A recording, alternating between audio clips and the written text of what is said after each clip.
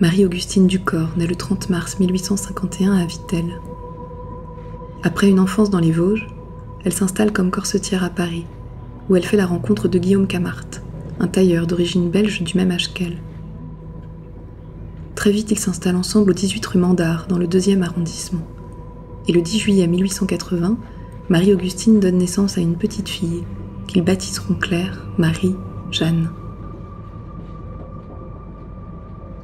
Dans la foulée, les deux conjoints s'épousent le 28 décembre. Ils ont tous les deux 29 ans. La petite Claire grandit. Plus tard, la famille emménage au 33 rue Richelieu dans le 1er arrondissement. Les jours se font plus difficiles. Guillaume Camart se met à boire. Et Claire, encore adolescente, commence à travailler comme corsetière dans les pas de sa mère pour soutenir les dépenses du foyer. Fin 1889, Marie-Augustine est atteinte de tuberculose. Elle doit garder la chambre et la claustrophobie dont elle souffre, ajoutée aux douleurs, la plonge dans un état d'angoisse aiguë. Malgré les veilles quotidiennes et les soins prodigués par sa fille, elle est emportée la nuit du 7 juillet 1900.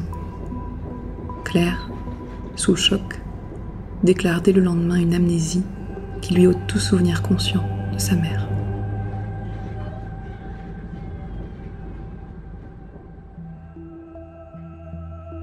Dans ce carnet, il va être question des archives de la Salpêtrière qui se trouve à l'hôpital du Kremlin-Bicêtre, donc qui exige tout de même une petite expédition pour retrouver sur place le bâtiment concerné.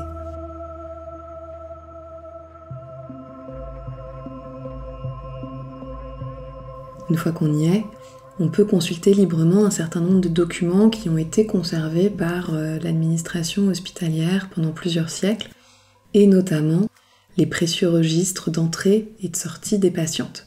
Alors ces registres sont très massifs, puisqu'on a des milliers de noms, des épouses d'eux, des veuves, beaucoup de femmes de plus de 50 ans, ce qui correspond à l'histoire de la Salpêtrière, puisque ça a été d'abord un asile pour vieilles femmes avant d'accueillir les aliénés et les hystériques au XIXe siècle. Et il m'a fallu à peu près 3 heures pour retrouver le nom d'Irène. Alors, pour faire cette recherche, j'avais quelques éléments qui sont avérés finalement assez discriminants. C'est tout d'abord l'âge d'Irène, puisqu'on sait qu'elle entre à la Salpêtrière quand elle a une 20aine d'années. Et puis les 2 dates d'entrée. Elle entre une première fois le 12 décembre 1900, c'est-à-dire 5 mois après la mort de sa mère. On sait qu'elle en sort et qu'elle doit affronter quelques mois plus tard la mort de son père, ce qui lui provoque une seconde amnésie. Donc elle rentre une seconde fois et Janet évoque dans son article la date assez vague de novembre 1902. Et à partir de ces 3 éléments, finalement, on retrouve un nom, c'est le seul nom qui correspond, c'est Claire Camart. Claire Camart est hospitalisée à la division 2, section 3C. Elle est née le 10 juillet 1880. Elle habite Paris et elle est corsetière. Elle est hospitalisée au motif assez vague de maladies externes. La première fois, elle est suivie 6 mois par Pierre Janet et elle sort le 21 juin 1901. Puis elle rentre une nouvelle fois à la Salpêtrière le 27 novembre 1902. Et elle sortira définitivement cette fois, le 29 mars 1903.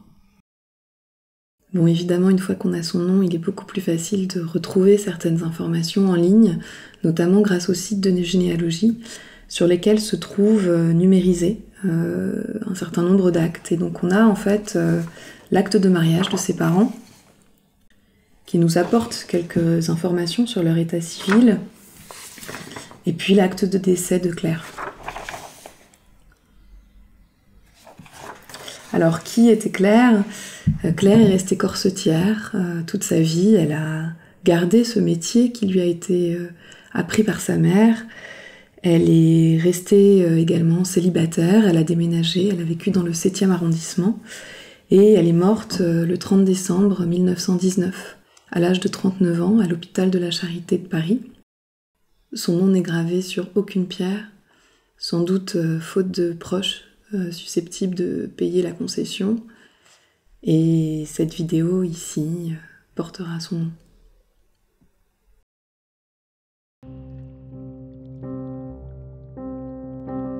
De quoi parlons-nous à présent? Du soleil qui grossit, du jour emmêlé aux branches, de l'air qui vient à manquer chaque jour un peu plus. Tu as le ventre bleu, les autres disent que c'est épouvantable. Et cette bouche qui s'ouvre, je l'ai déjà fermée 10 fois, et ces jambes qui plient, il faut que je monte sur le lit pour les étendre. 100 fois, tu tombes par terre. 100 fois, je te relève. Ton visage est partout. La maison est une bouche fermée. Le coffre à jouets est scellé avec les bouteilles dans la cave, sous un drap. Je n'y retournerai pas.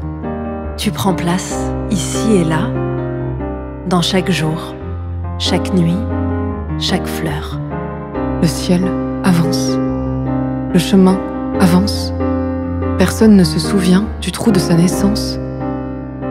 On se lève. On se bâtit une allure à largeur de dos, à largeur de ventre. On ponce son front au roulis des saisons. Et on revête les histoires qu'on nous tend, sans qu'elles soient vraiment les nôtres. On ramasse. On effiloche. On emprunte. On se commence. Je suis au bord, tout au bord. Et je parle malgré le froid qui avance et qui grandit. Je parle en dépit du sommeil et des odeurs de campagne et de nuit dans lesquelles je marche. Je n'ai plus de visage à chercher.